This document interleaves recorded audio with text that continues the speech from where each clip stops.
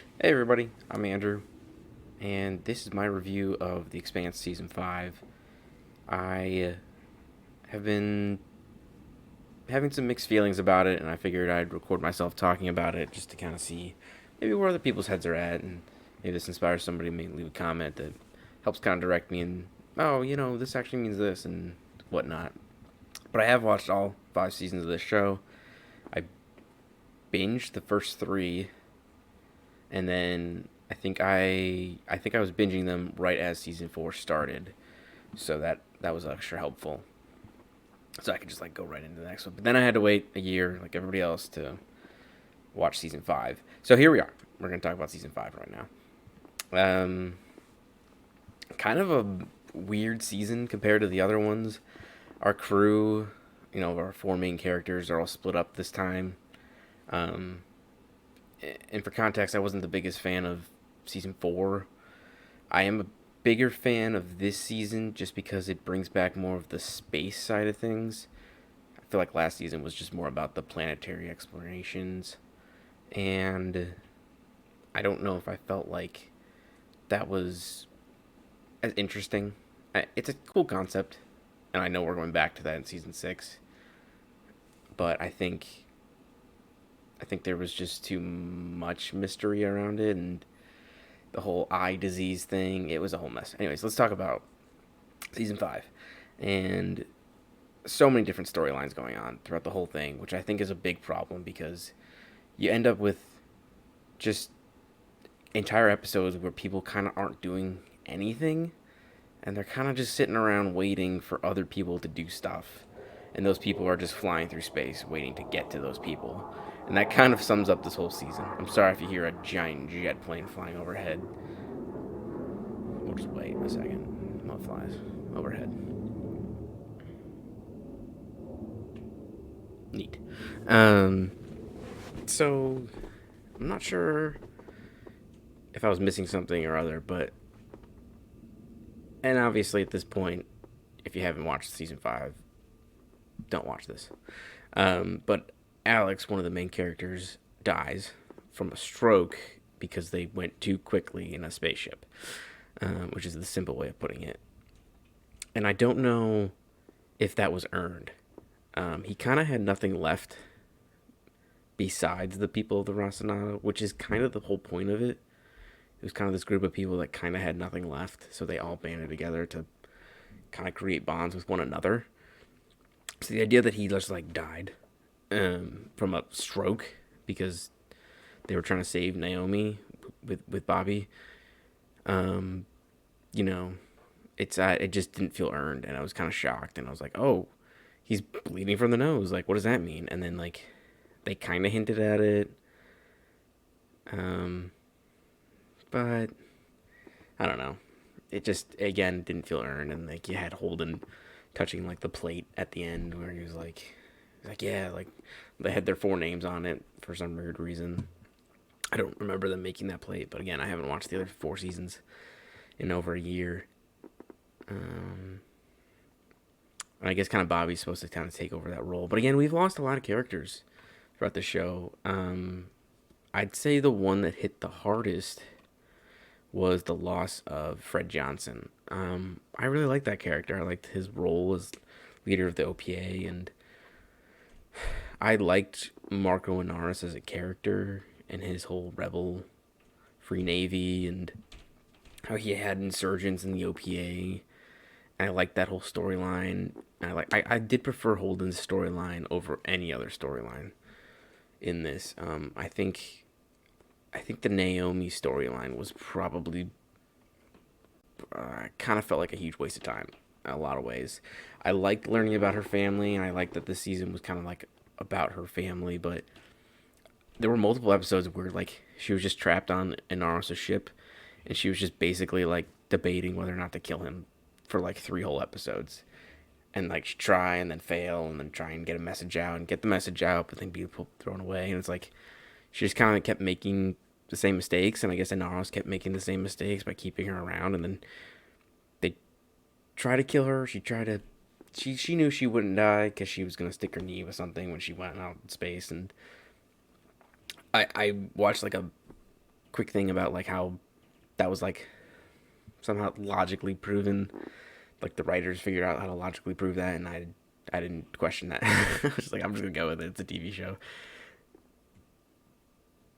But I guess we can just jump right to the end and just talk about how um, Avasarala is now once again in charge of the UN, which is in charge of all of Earth at this point in history. And I guess I feel like there's a storyline here that we just kind of like skipped completely, which is the irony of the whole thing is that like there were so many storylines of like what's going on with Amos on Earth and what's going on with Holden trying to find Naomi and Naomi trying to escape Benaros and well find Benaros then escape him then stop Holden from getting blown up and then there was the whole Martian storyline which is like again one of the ones that I was actually interested in and it ended up not really having too much to do with anything until like the last 10 minutes of the season when we find out that yes the Free Navy and the Martians were working together well a rebel group of Martians led by that one captain or admiral doesn't matter he like coordinates attack with them and destroys all the Earth and Navy ships guarding the ring to new planets and in hopes to make more of a dictatorship or I don't know what his plan is exactly like he's like I want everything to be like perfect compared to like how Mars ended up being where there was a lot of flaws and the idealisms of Mars was to be better than Earth and he didn't feel like that was happening so that's why he teamed up with the Free Navy and tried to destroy everything so the ring's totally unprotected at least by the UN. I'm not really sure if the Free Navy's gonna try and combat anything else, so they're just trying to go right through. And they end up going through with the Martians, and I think that was a bold move to end on like probably one of the most interesting things that happened this whole season, which does get you excited for next season, which may be the final season possibly. We don't know. And I guess the show's supposed to return later this year, so that'll be good. At least we don't have to wait until 2022. It's not a full year later or anything like that, but I guess I'm not like disappointed in the season. I enjoyed it, but it took a lot of maneuvering. I feel like to get people in certain places, just to kind of have them predictably do exactly what everybody thought they were gonna do. Like Drummer betraying the Free Navy was kind of predictable. I don't know. Maybe there was the only one who really felt like that.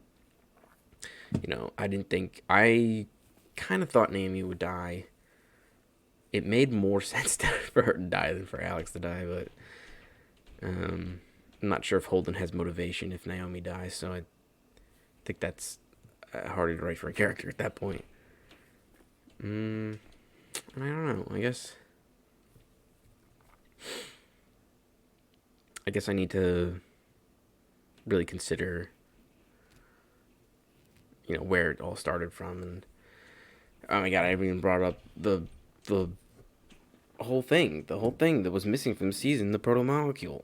That was like the biggest missing character of the season was this all encompassing alien device that was just a plot device to keep things moving forward and it gets stolen from Fred Johnson who has the only sample left, which was a very cool scene and all that. That's when he died.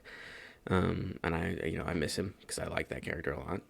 But I don't know if it was just gone the whole time. Like nobody cared, like because they couldn't really tell anybody because it would have caused like a lot more panic.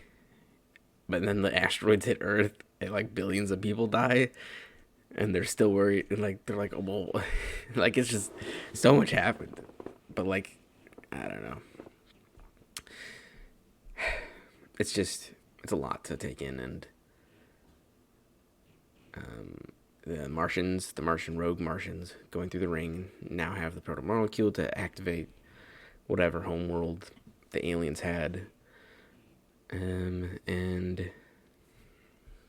we're gonna find out what that really means in the next season, unfortunately, because like I said, I like the season. I love the show.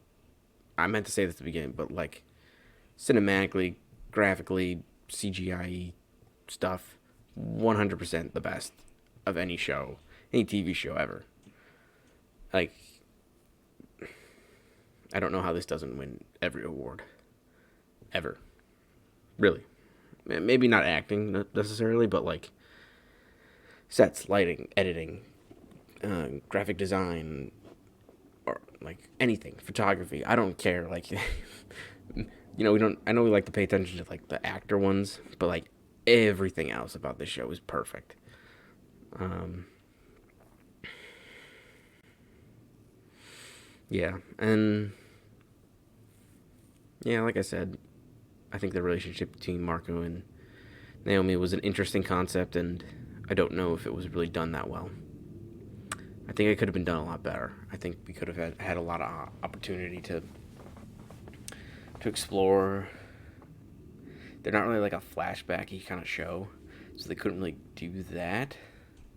But it ended up just kind of being a lot of like, Marco and his son just constantly talking about how much they wish she was on their side and like how much resentment they have for her, and I don't know. I'm sure it's very different growing up in space with a single parent, and that parent wants to completely uproot all of society for the betterment of the asteroid belt people. I don't know. And as always, like if you like fictional space politics, there's a lot of it in the season where Marco throws two asteroids. I don't know, I think more than two, a few asteroids at Earth, killing most of the UN Council, thrusting some guy who was like in charge of like drone delivery or something into the highest power of the Earth, and he's like, we need to like destroy the entire asteroid belt. Basically, he's like, we gotta kill everyone. And Avasarala like stands up and says no. A bunch of other people follow her, and enough people follow her that they decide to have a vote of no confidence in the guy. And once he's out, they're like, you should take his place because you actually know what you're doing. And we have to win hearts and minds of the asteroid belt to make sure that the people that don't really rebel against us, and kind of like grander politics stuff, which is great and kind of fitting for the show. And I don't know if it's probably intentional, but there's often a lot of like similarities with modern society, and like I think they're trying to like predict sort of how things move. Like I feel like last season a lot of it had to do with like major corporations and kind of like paying for territory, but like like a free ship that wants to just like go and colonize their own part of the planet, an island, like whatever, like can't go do that because the UN will like stop them or something like that. And like if like an asteroid belt just like I don't know, some people went through and like a corporation was like, no, we paid for this land from the government and from the UN, and like they were like, no, we just landed here, like we're gonna take it. And so there was a lot of infighting of that regard, and of like kind of like land ownership kind of stuff. um, and part of the reason I found that season less interesting than this one even. Um, but overall, this show does not disappoint. It's a very good show. I highly recommend it. To tell everybody to watch this show. I try and tell as many people because it's a great show, and I hope everybody does enjoy this season. Again, it just wasn't my favorite season, I'd say.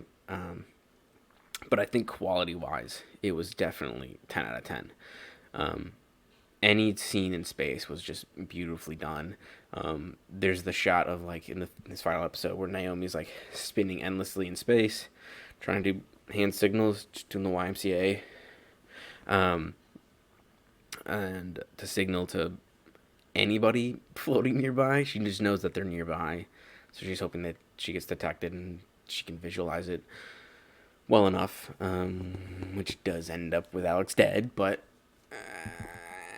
she technically saves lives by doing it, so other than Alex's life. So yeah, I had a thought going further into that with Naomi. Shoot, I lost it. Not important then. So that's it. Yeah, uh, about 15 minutes of me reviewing this. I think it turned out well. I think the season turned out well. Yeah, I think it was a good show, and it's one of those shows where you're like, oh, I want to watch the next one immediately, and I don't want to wait a week. And then when it ends, like it just did this week for me, um, it's like, oh, now I lost my Tuesday night show. It's like you're always wanting more from it. But all right, leave a comment down below. This is your one job. Leave a comment down below and tell me what was your favorite storyline this season. That's the goal right there. Tell me your favorite storyline and why, basically. And I'll look at them. I'll reply. But other than that, have a great day. Like, share, subscribe. See ya.